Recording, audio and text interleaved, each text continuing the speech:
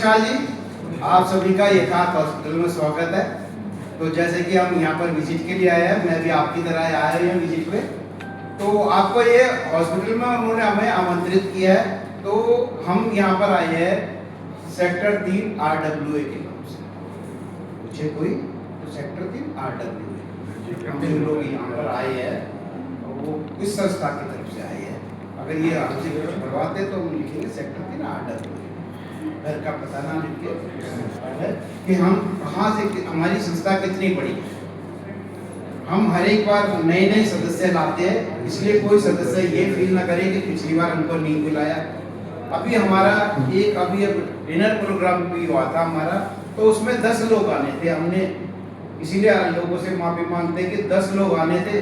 10 लोग में हमने जो हमारी मतलब कि इसको फाइनेंस करते हैं धर्मा डिस्पेंसरी को, जैसे CA हो गए, वो हो गए, तो उनको बुलाया हुआ था हमने, क्योंकि वो लोग इन छोटे प्रोग्रामों में नहीं आ सकते।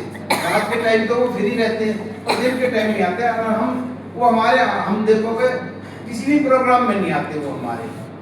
तो वो जैसे CA थे, वो रेमल जो स्कूल है उनके प्रिंसिपल थे, तो उन्होंने स्कूल के लिए भी हमारे लिए अरेंजमेंट करा, वो करा। अगर हम वो करते तो हमको 10-20 हज़ार रुपये लग जाते।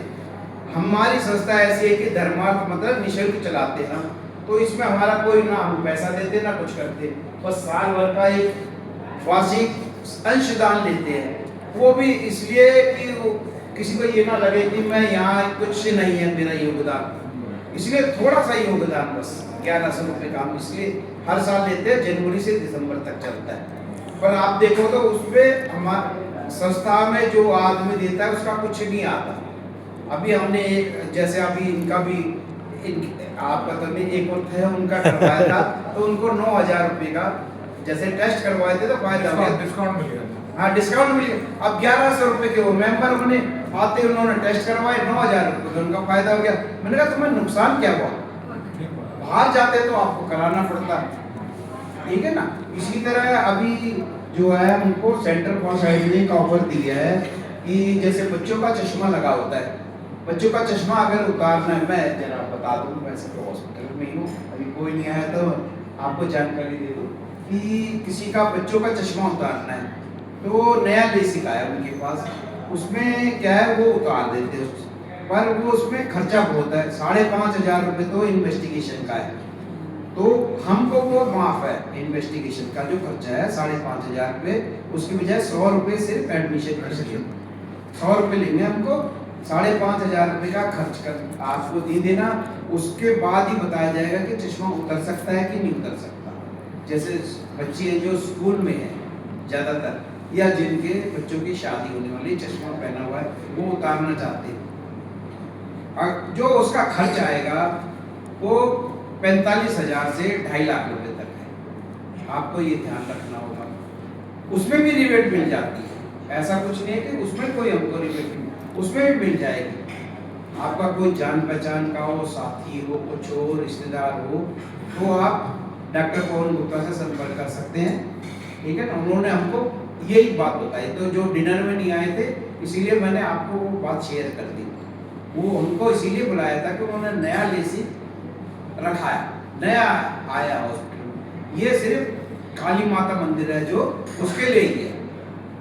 ये फ्रेंचाइजी रिंग रोड मॉल में है जो 6 फ्लोर पे, हाँ सेंटर फोर साइड उसी के लिए। तो आप कभी भी हो, किसी का भी हो। इसी तरह हमारे साथ एक और डॉक्टर है DK सिंह जुड़े थे डेंटा केयर के, वो भी सेक्टर 3 में पानी की टंकी के बिल्कुल सामने है, हाँ जी। तो वो भी हमारे साथ जुड़े हुए हैं। तो हमारे सदस्यों के लिए उन्होंने 20% कह दिया रिबेट। तो आप डॉक्टर पवन गुप्ता से संपर्क करो जब भी जाना हो।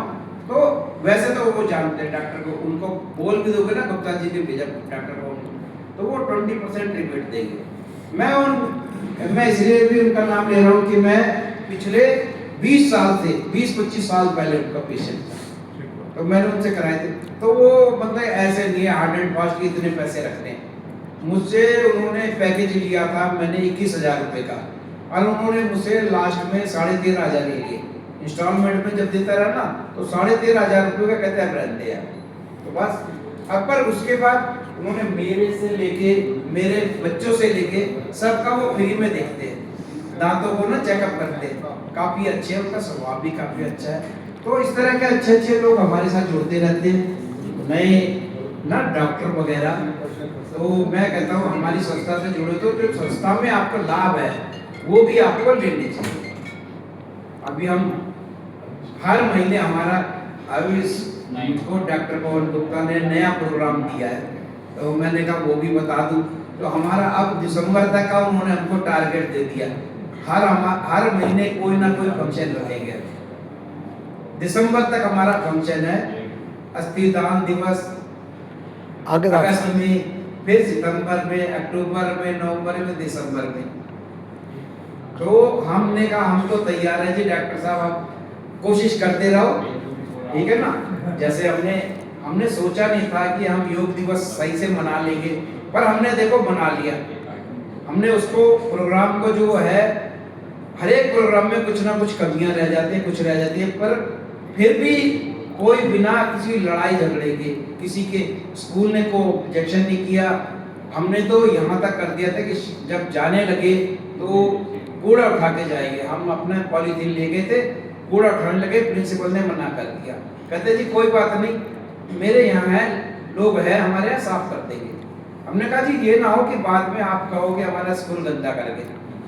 तो ये भी बहुत बड़ी बात है। और उन्होंने, हमने प्रिंसिपल ने कहा कभी भी कोई प्रोग्राम हो, कोई भी हेल्थ चेकअप का प्रोग्राम हो तो हमको बता सकते हो, हमारे यहाँ आ सकते हो। तो इस तरह देखो धीरे धीरे लोग जुड़ते जा रहे हैं हमारे साथ। हम निस्वार्थ सेवा करते हैं। निस्वार्थ मतलब जब स्वार्थ ही नहीं है उसमें थोड़ा सा भी नमक के बराबर, तो क्या है कि लोग हमको समझने लगते हैं, सामने वाले को पता चल जाता है कि ये चीटर्स है, क्या है, चीट तो नहीं कर रहा मुझे। क्योंकि हम भी जब शुरू में गए थे, मैं और डॉक्टर पवन गुप्ता प्रिंसिपल से मिलने, तो वो ऐसे ही मिले थे जैसे आम आदमी से मिलते, हाँ हाँ हाँ हाँ हाँ करते रहे। पर सेकंड मीटिंग में वो फिर थोड़े से और इम्प्रेस हो गए। फिर उन्होंने कहा कि योगा डे के दिन तो मेरा बाहर का प्रोग्राम है, मैं नहीं आऊँगा। हमने कहा सर कोई बात नहीं, नहीं आएंगे, पर आपने देखा होगा वो योगा डे के दिन आए और सबसे पीछे जाके बैठे। उन्होंने नहीं कहा मुझे चेयर दो, मैं तो स्कूल का प्रबंधक हूँ। वो बिल्कुल पीछे जाके अलग से कोने में बैठे, ब्लैक रंग की नेवी ब्लू रंग की टी शर्ट थी उनकी, आप उनकी फोटो में देखोगे तो सबसे लास्ट में बैठे थे। कभी भी उन्होंने मतलब कि इतने हुआ कि उन्होंने कभी नहीं कहा कि मुझे वीआईपी ट्रीटमेंट दो। बाकी के मन में आ जाता है ना, मुझे कुर्सी नहीं मिली बैठने को, मुझे ये नहीं मिला, मुझे किसी ने पूछा नहीं, मुझे मंच में नहीं बुलाया। उनको बड़ी मुश्किल से मैंने मंच पे बुलाया। तो इस तरह हमारी संस्था चलती रहती है।